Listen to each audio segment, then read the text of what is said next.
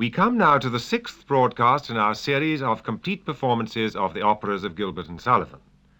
Today's opera is Iolanthe.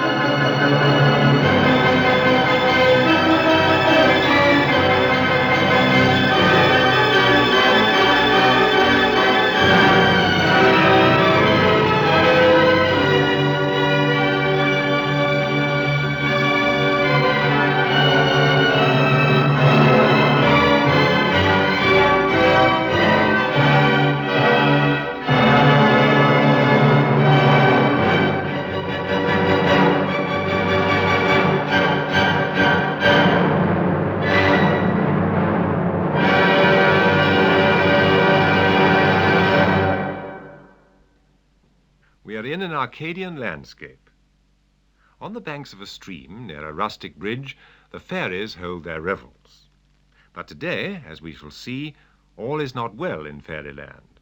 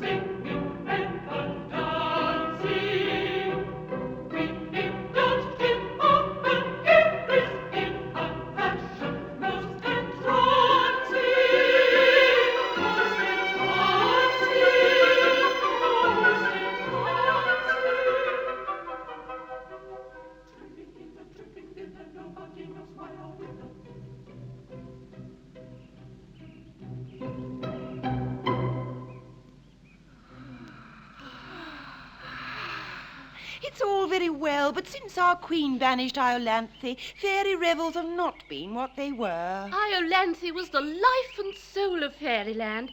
Why, she wrote all our songs and arranged all our dances. Oh, we sing her songs and we trip her measures, but we don't enjoy ourselves. To think that 25 years have elapsed since she was banished. What could she have done to have deserved so terrible a punishment? Something awful. Oh. She married a mortal. Oh. Is it injudicious to marry a mortal? Injudicious? It strikes at the root of the whole fairy system. By our laws, the fairy who marries a mortal dies. But Iolanthe didn't die. No! Because your queen, who loved her with a surpassing love, commuted her sentence to penal servitude for life, on condition that she left her husband and never communicated with him again. That sentence of penal servitude she's now working out on her head at the bottom of that stream. Yes, but when I banished her, I gave her all the pleasant places of the earth to dwell in. I'm sure I never intended that she should go and live at the bottom of a stream.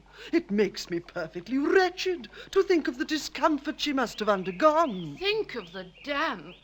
And her chest was always delicate. And the frog. Oh. I shall never enjoy any peace of mind until I know why Iolanthe went to live among the frogs. Then why not summon her and ask her? Why? Because if I set eyes on her, I should forgive her at once. Then why not forgive her? 25 years, it's a long time. Think how we loved her. Loved her? What was your love to mine? Why, she was invaluable to me.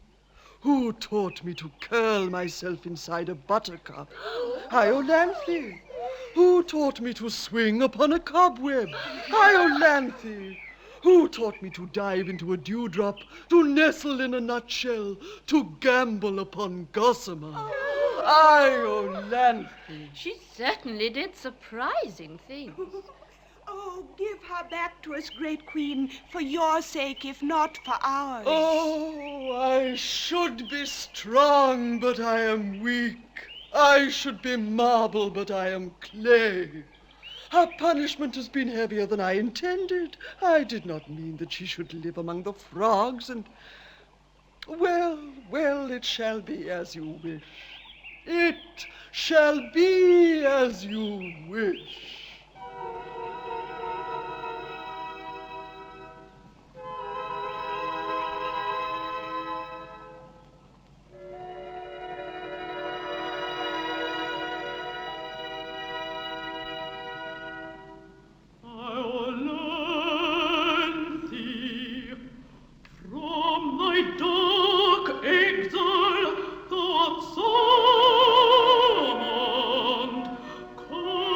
To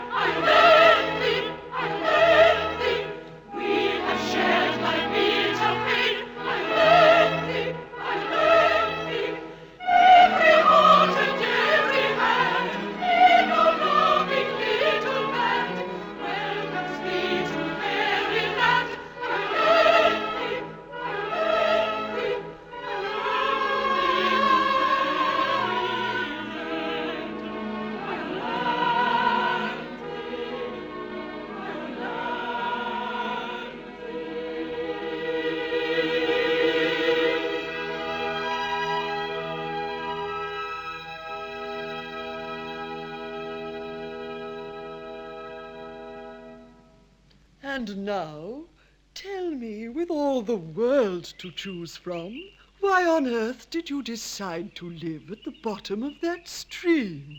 To be near my son, Strephon. Bless my heart, I didn't know you had a son. He was born soon after I left my husband, by your royal command. But he does not even know of his father's existence. How old is he? 24. 24? No one to look at you would think you had a son of 24. No. But that's one of the advantages of being immortal. We never grow old. Is he pretty? He's extremely pretty. Oh. But he's inclined to be stout. Oh. I see no objection to stoutness, in moderation. And what is he? He's an Arcadian shepherd, and he loves Phyllis, a ward in Chancery. A mere shepherd, and he half a fairy. He's a fairy down to the waist, but his legs are mortal. Dear. I have no reason to suppose that I am more curious than other people, but I confess I should like to see a person who is a fairy down to the waist, but whose legs are mortal. Nothing easier, for here he comes. Good morrow, good mother, good mother, good morrow. By some means or other, pray banish your sorrow. With joy beyond telling, my bosom is swelling, so join in a measure expressive of pleasure, for I'm to be married today, today. Yes, I'm to be married today. Yes, he's to be married today, today. Yes, he's to be married today.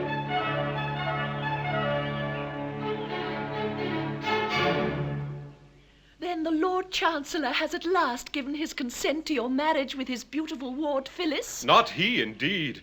To all my tearful prayers he answers me, a shepherd lad is no fit helpmate for a ward of Chancery. I stood in court, and there I sang him songs of Arcady with flageolet accompaniment in vain. At first he seemed amused, so did the bar, but quickly wearying of my song and pipe, bade me get out. A servile usher then, in crumpled bands and rusty bombazine, led me, still singing, into Chancery Lane. I'll go no more. I'll marry her today and brave the upshot, be it what it may. But who are these? Oh, Strephon, rejoice with me. My queen has pardoned me. Pardoned you, mother. This is good news indeed. And these ladies are my beloved sisters. Your sisters? Then they are my aunts. A pleasant piece of news for your bride on her wedding day. Hush, my bride knows nothing of my fairyhood. I dare not tell her, lest it frighten her. She thinks me mortal and prefers me so. Your fairyhood doesn't seem to have done you much good. Much good? My dear aunt, it's the curse of my existence. What's the use of being half a fairy? My body can creep through a keyhole. But what's the good of that when my legs are left kicking behind? I can make myself invisible down to the waist, but that's of no use when my legs remain exposed to view. My brain is a fairy brain, but from the waist downwards I'm a gibbering idiot. My upper half is immortal, but my lower half grows older every day, and some day or other must die of old age. What's to become of my upper half when I've buried my lower half, I really don't know. What a Poor Strephon. I see your difficulty. But with a fairy brain, you should seek an intellectual sphere of action. Let me see. I've a borough or two at my disposal. Would you like to go into Parliament? A fairy member? That would be delightful. I'm afraid I should do no good there. You see, down to the waist, I'm a Tory of the most determined description. But my legs are a couple of confounded radicals, and on a division they'd be sure to take me into the wrong lobby. You see, they are 2-1, which is a strong working majority.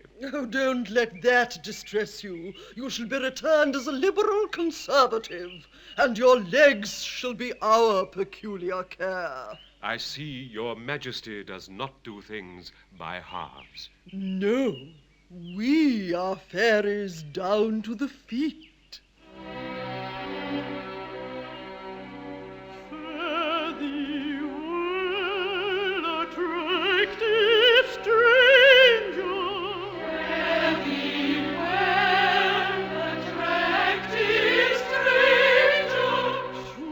Hast thou been in doubt or danger, peril or perplexity?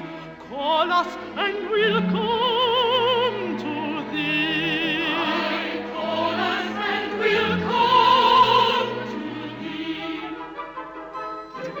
Tripping hither, nobody knows where we must now be taking wing to another fairy ring. Tripping hither, we must now be taking wing to another fairy ring.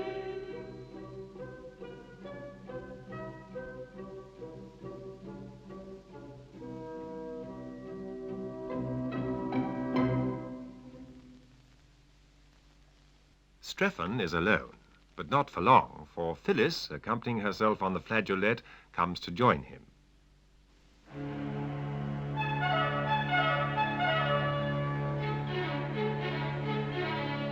Good morrow, good lover, good morrow.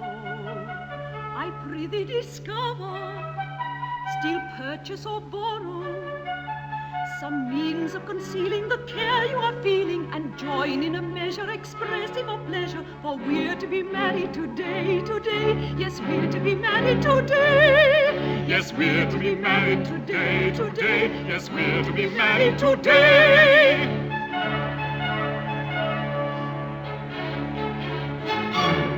My Phyllis, and today we are to be made happy forever. Well, we're to be married. It's the same thing. I suppose it is. But, oh, Strephon, I tremble at the step I'm taking. I believe it's penal servitude for life to marry a ward of court without the Lord Chancellor's consent. I shall be of age in 2 years. Don't you think you could wait 2 years? 2 years? Have you ever looked in the glass? No, never. Here, look at that. And tell me if you think it rational to expect me to wait 2 years. No, you are quite right. It's asking too much. One must be reasonable. Besides, who knows what will happen in 2 years? Why, you might fall in love with the Lord Chancellor himself by that time. Yes, he's a clean old gentleman. As it is, half the House of Lords are sighing at your feet. The House of Lords are certainly extremely attentive. Attentive? I should think they were. Why did 25 Liberal peers come down to shoot over your grass plot last autumn? Well, It couldn't have been the sparrows. Why did 25 Conservative peers come down to fish your pond? But they... Don't tell me it was the goldfish. No, no, delays are dangerous. And if we are to marry, the sooner the better.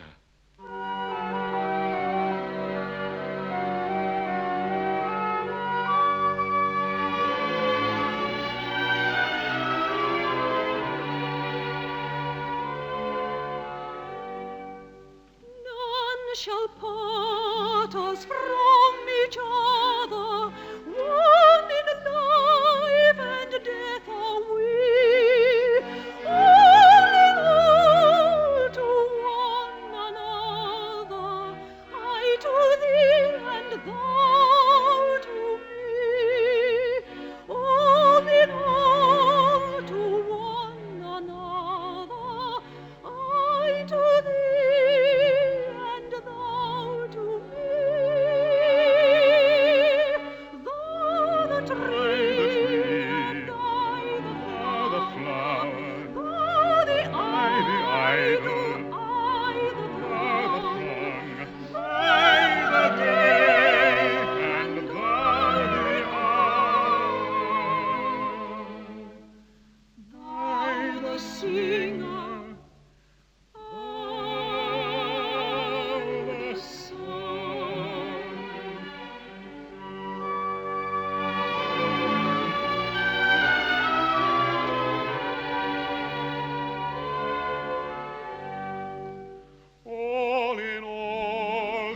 That fond meeting, when in joy I woke to find mine the heart within thee beating, mine the love that heart enshrined, mine the heart within thee beating, mine the love that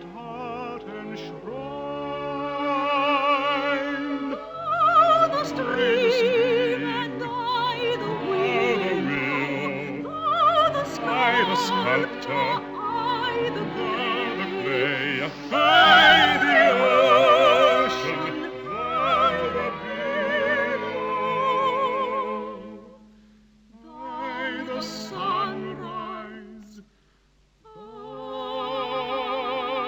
the day, by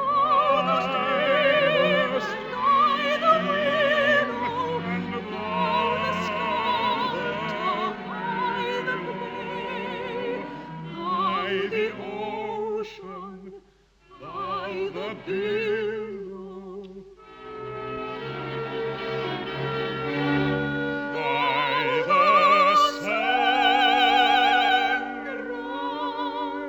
by the day.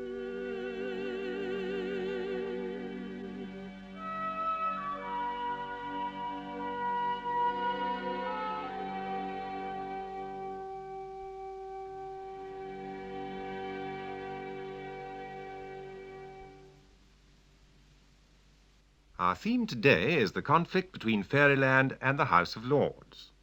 And here come their noble lordships in full regalia.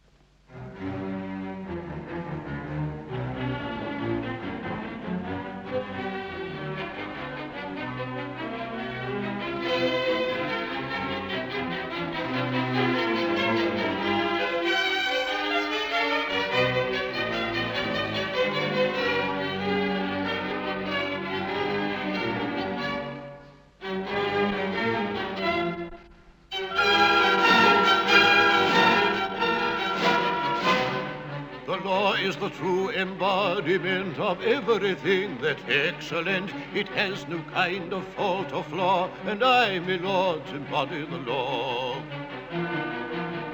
The constitutional guardian I of pretty young wards in Chancery, all very agreeable girls, and none are over the age of 21. A pleasant occupation for a rather susceptible Chancellor. A pleasant occupation for a rather susceptible Chancellor.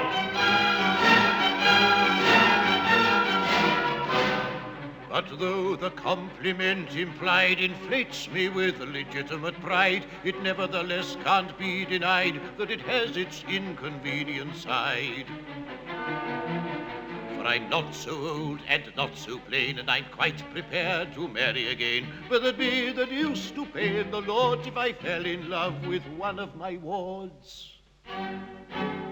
Which rather tries my temper, for I'm such a susceptible Chancellor. Which rather tries his temper, for he's such a susceptible Chancellor.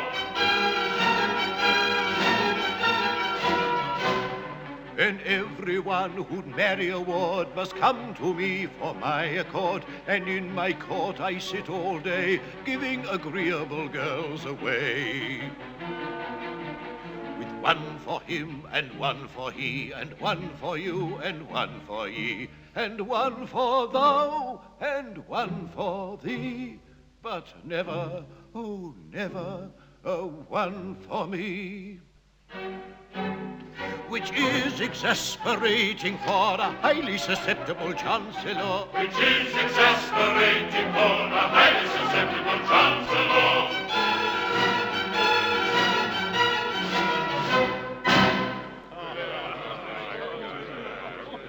And now, my lords, to the business of the day. By all means.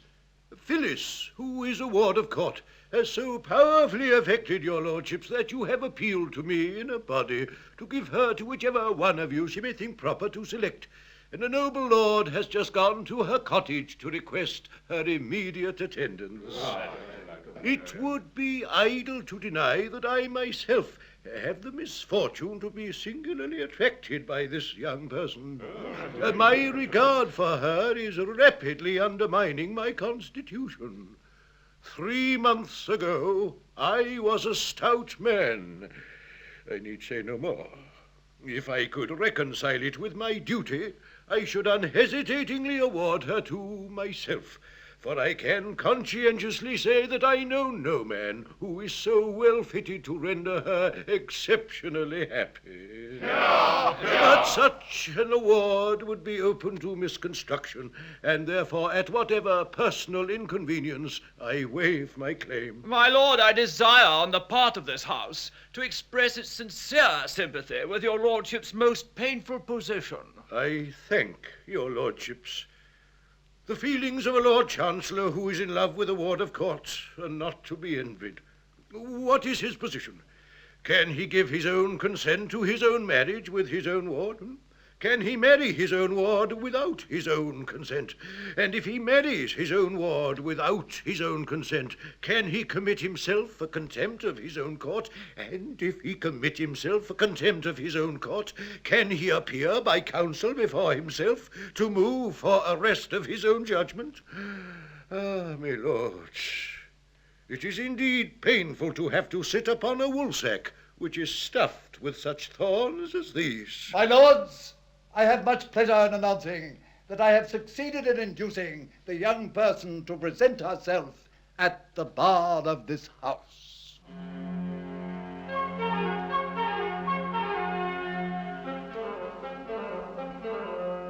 My well-loved lord and guardian dear, you summoned me and I am here. Oh, rapture, how beautiful, how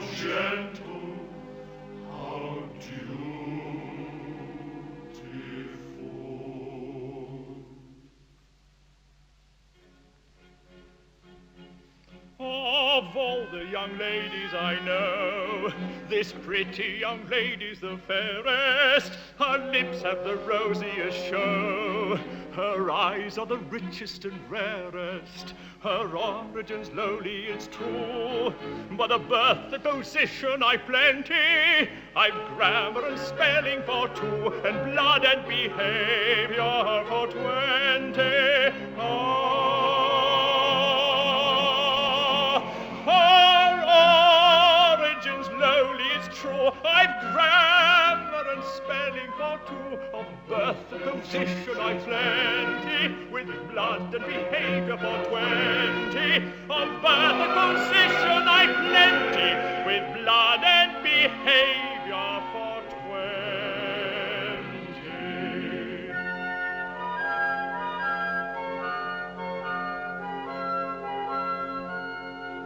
Though the views of the House have diverged on every conceivable motion, all questions of party are merged in a frenzy of love and devotion.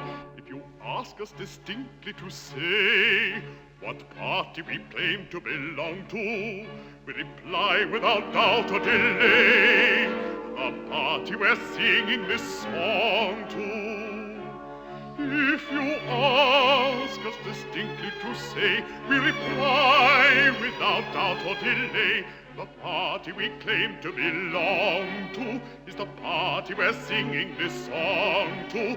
The party we claim to belong to is the party we're singing this song to.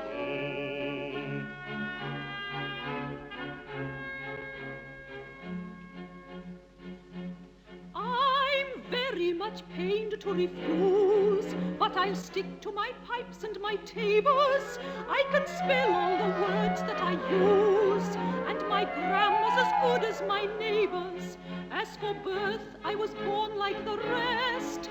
My behaviour is rustic but hearty, and I know where to turn for the best when I want a particular party.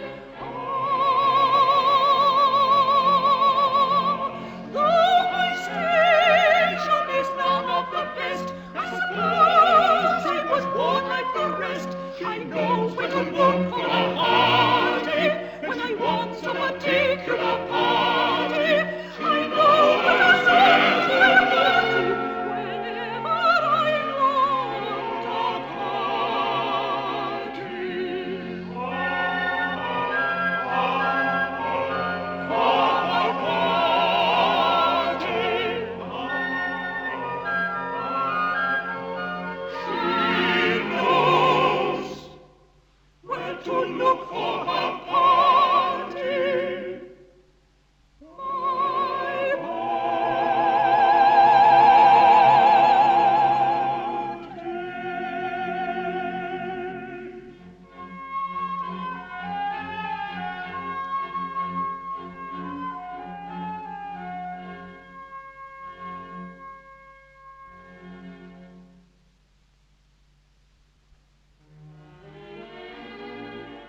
tempt me not to wealth, I'll not be bound. In lowly cart alone is virtue found. No, indeed, high rank will never hurt you. The peerage is not destitute of virtue. Spurn not the nobly born with love affected, nor treat with virtuous scorn the well-connected. High rank involves no shame, we boast an equal claim with him of humble name to be respected. Blue blood, when virtuous love is sought, thy power is naught, though dating from the flood. Blue blood, when virtuous love is sought, thy power is naught, though dating from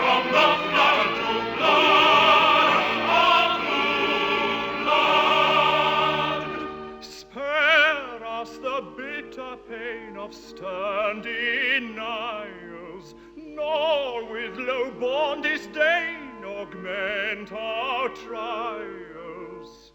Hearts just as pure and fair may beat in Belgrave Square as in the lonely air of Seven Dials. Blue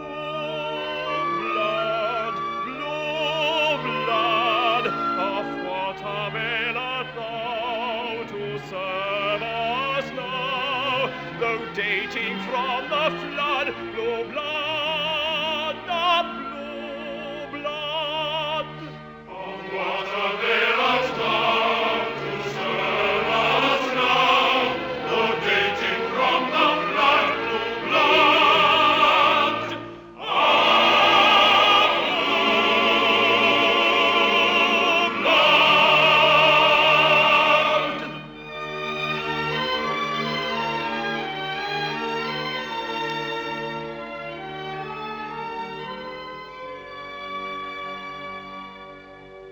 My lords, it may not be.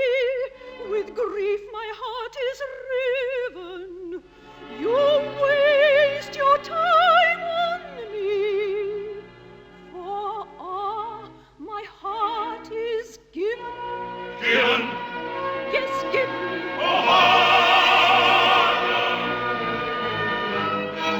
And who has dared to brave a high displeasure, and thus defy our definite command? 'Tis I, young Strephon, mine this priceless treasure.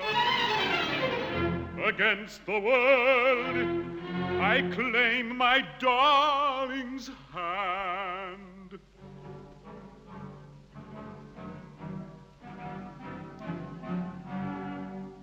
A shepherd I, a shepherd he, a marker die, a marker he. Betrothed are we, betrothed are they, and mean to be espoused today. A shepherd he, a marker he, a shepherd he, a marker he. Betrothed are they, and mean to be espoused today. Need this blow, worth a stab and dagger, though we momentarily stagger. In each heart, proud are we innately, let's depart, dignified and stately. Let's depart, dignified and stately, dignified and stately, dignified and stately, dignified and stately, dignified and stately, dignified and stately.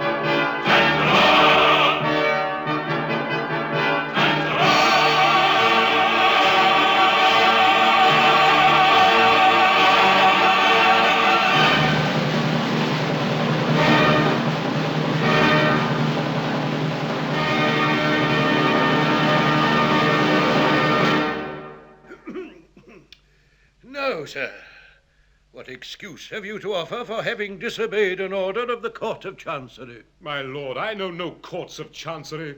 I go by nature's acts of parliament. The bees, the breeze, the seas, the rooks, the brooks, the gales, the vales, the fountains and the mountains cry, you love this maiden, take her, we command you. 'Tis writ in heaven by the bright barbed dart that leaps forth into lurid light from each grim thundercloud. The very rain pours forth her sad and sodden sympathy. When chorused nature bids me take my love, shall I reply, nay, but a certain Chancellor forbids it? Sir, You are England's Lord High Chancellor, but are you Chancellor of birds and trees, King of the winds and Prince of thunderclouds? No. It's a nice point. I don't know that I ever met it before.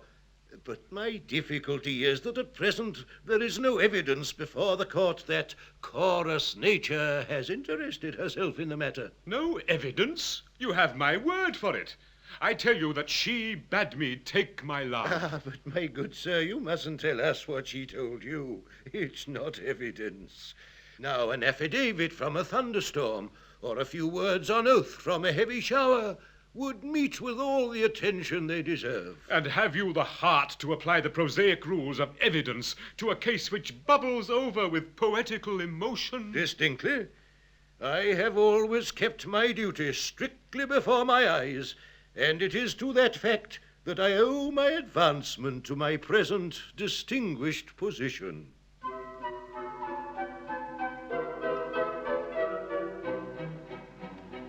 When I went to the bar as a very young man, said I to myself, said I, I'll work on a new and original plan, said I to myself, said I. I'll never assume that a rogue or a thief is a gentleman worthy implicit belief, because his attorney has sent me a brief, said I to myself, said I.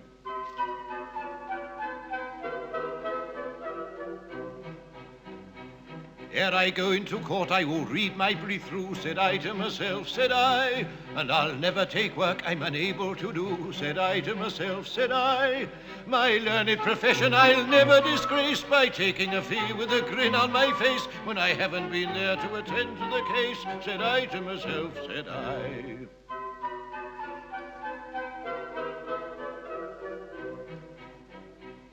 I'll never throw dust in a juryman's eye, said I to myself, said I. Or hoodwink a judge who is not overwise, said I to myself, said I. Or assume that the witnesses summoned in force in Exchequer, Queen's Bench, Common Pleas or Divorce have perjured themselves as a matter of course, said I to myself, said I.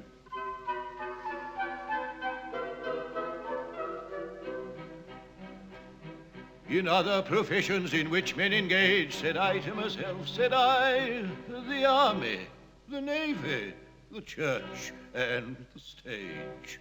Said I to myself, said I, professional license if carried too far, your chance of promotion will certainly mar, and I fancy the rule might apply to the bar, said I to myself, said I.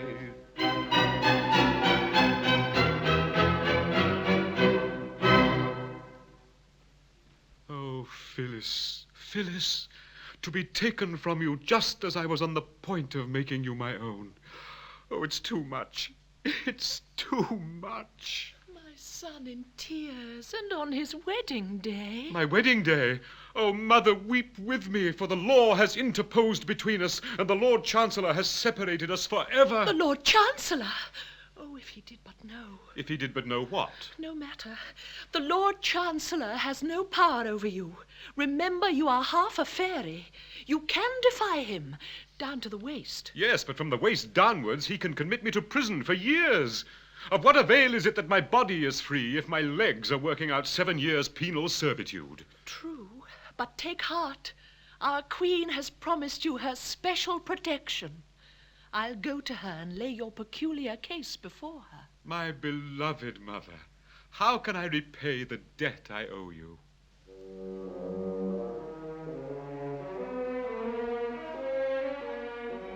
The peers approach on tiptoe, bringing Phyllis with them. They listen unobserved to the conversation between Strephon and his mother.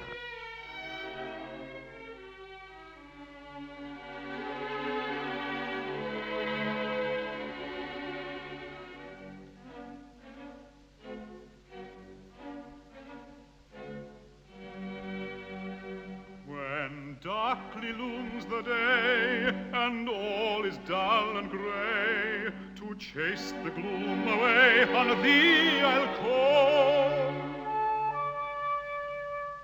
What was that? I think I heard him say that on a rainy day, to while the time away, on her he'd call.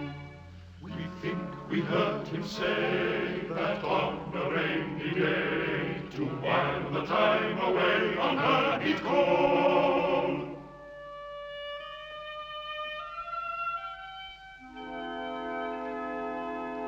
When tempests wreck thy bark, and all is drear and dark, if thou shouldst need an ark, I'll give thee one.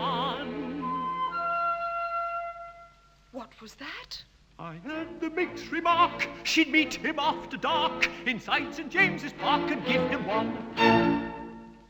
We heard the minx remark she'd meet him after dark inside St. James's Park and give him one. The prospect's not so bad, my heart's so sore and sad, we'll very soon be glad as summer's sun.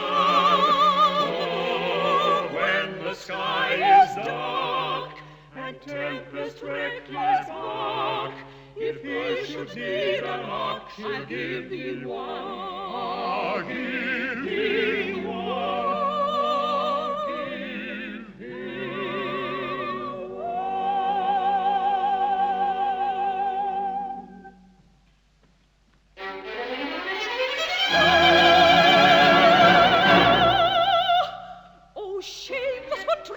Nay, do not endeavour thy faust to dissemble. We parted forever. I worshipped him blindly, he worships another. Attend to me kindly, this lady's my mother.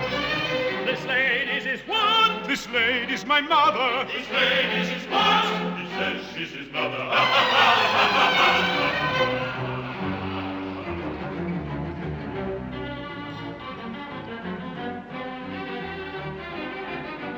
What means this mirth unseemly that shakes the listening earth? The joke is good extremely and justifies our mirth.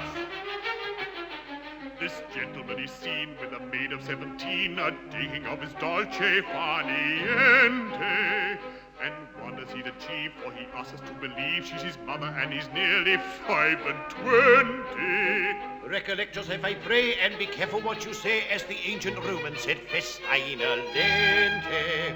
For I really do not see how so young a girl can be the mother of a man of 25.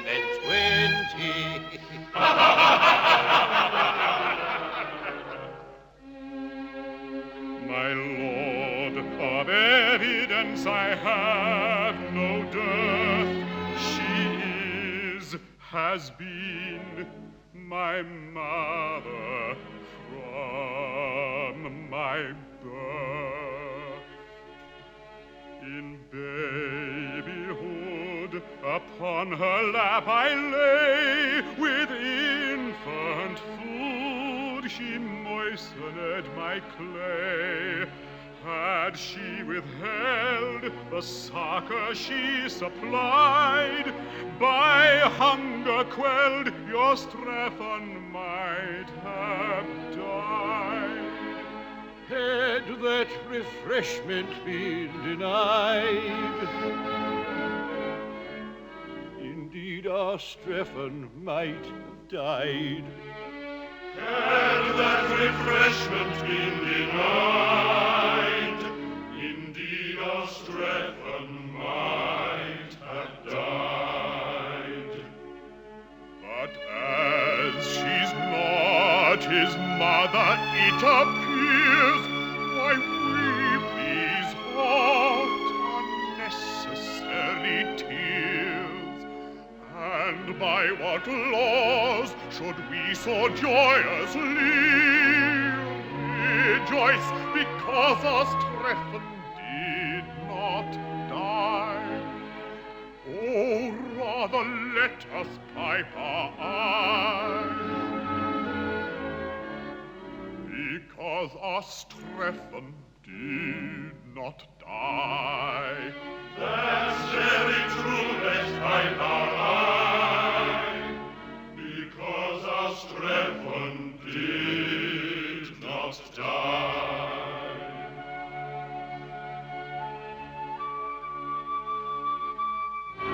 Go, traitorous one, forever we must part, to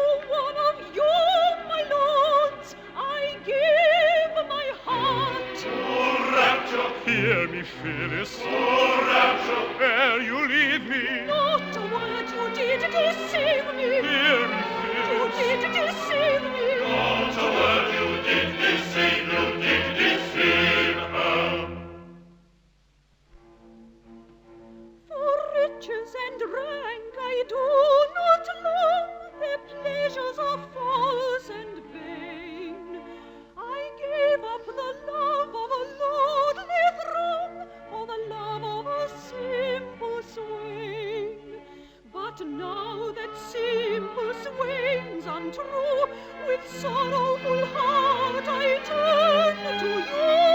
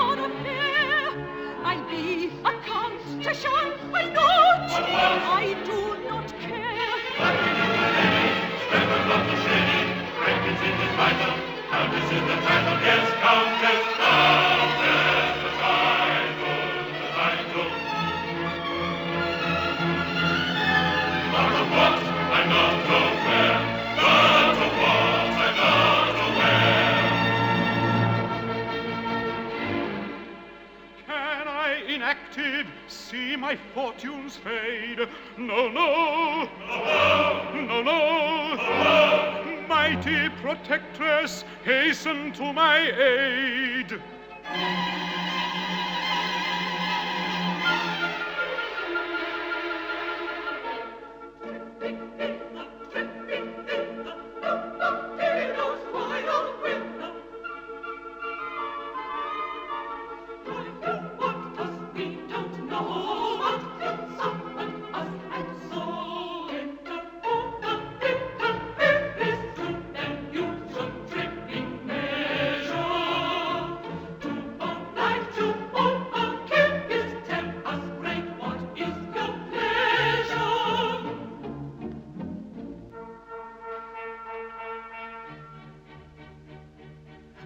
Of my love has caught me talking to another. Oh, fine, your Strephon is a rogue. I tell her very plainly that the lady is my mother. Talladiddle, Tolloller. She won't believe my statement and declares we must be parted, because on a career of double-dealing I have started, then gives her hand to one of these and leaves me broken-hearted. Talladiddle, Tolloller. A crew wants to separate two lovers from each other. Oh, fine, our Strephon's on the road. You've done him an injustice, for the lady is his mother. Talladiddle, Tolloller. The fable prepped me service turn as well as any other. I didn't see her face, but if they fondled one another, and she's but 17, I don't believe it was his mother. Talladiddle, Tolloller.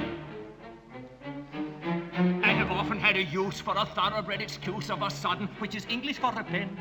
But of all I ever heard, this is much the most absurd, for she's 17 and he is 5 and 20. Well, she is 17 and he is only 5 and 20. Oh, my, the Strephon is a rogue. Now listen, pray to me, for this paradox will be carried nobody or talk unto the gente. Her age upon the date of his birth was -8. If she's 17 and he is 5 and 20. If she is 17 and he is only 5 and 20. To say she's his mother is an utter bit of folly. Oh, fine, now Strephon is a rogue. Perhaps his brain is addled and he's turning melancholy. Talladiddle, Tolloller. I wouldn't say a word that could be reckoned as injurious, but to find a mother younger than the son is very curious. And that's the kind of mother that is usually spurious. Talladiddle, Tolloller.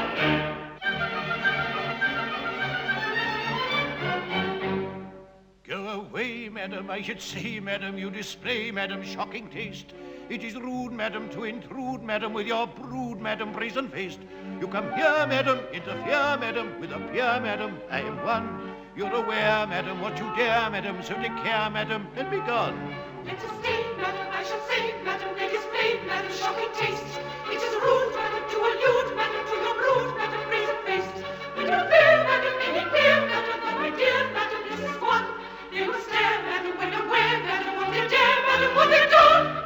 Bearded by these puny mortals, I will launch from fairy portals all the most terrific thunders in my armory of wonders. Should they launch terrific wonders, all would then repent their blunders.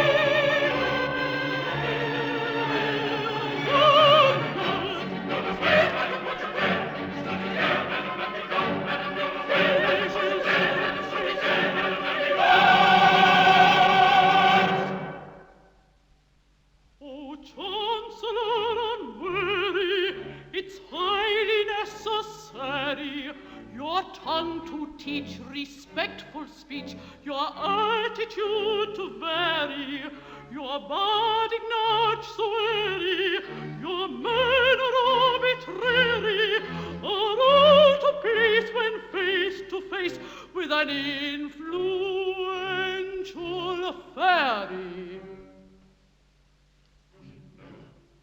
We were talking to an influential fairy. Plague on this vagary, I'm in a nice quandary of hasty tone with dames unknown. I ought to be more chary. It seems that she's a fairy from Andersen's library, and I took her for the proprietor of a ladies' seminary. We took her for the proprietor of a ladies' seminary.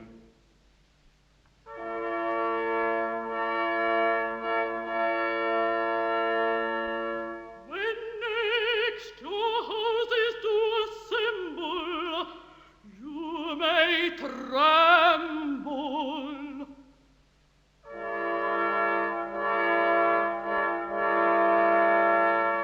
Our wrath, when gentlemen offend us, is tremendous.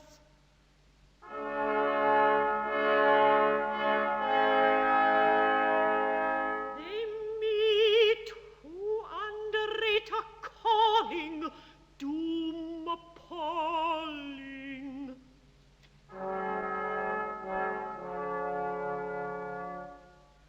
Take down our sentence as we speak it, and he shall wreak it.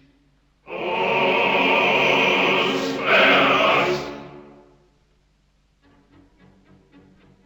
Henceforth Strephon cost away, crooks and pipes and ribbons so gay, flocks and herds that bleat and low, into Parliament you shall go. Into Parliament he shall go, and by their supreme authority he'll command a large majority. Into Parliament, Parliament he shall go. Into Parliament he shall go. Into Parliament he shall go. Into Parliament he shall go. In the parliamentary hive, leprous or conservative, Whig or Tory, I don't know, but into Parliament you shall go. Into Parliament we shall go, backed by a supreme authority, we'll command a large majority. Into Parliament, C.A. Parliament, B.O. Parliament, we shall go. Into Parliament we shall go. Into Parliament, Parliament, Parliament, we shall go. Into Parliament we shall go. Every bill and every measure that may gratify his pleasure, though your fury it arouses, shall be passed by both your houses. You shall sit, if he sees reason, through the grouse and salmon season. He shall end the cherished rights you enjoy on Friday nights. He shall prick that annual blister, marriage with deceased wife's sister.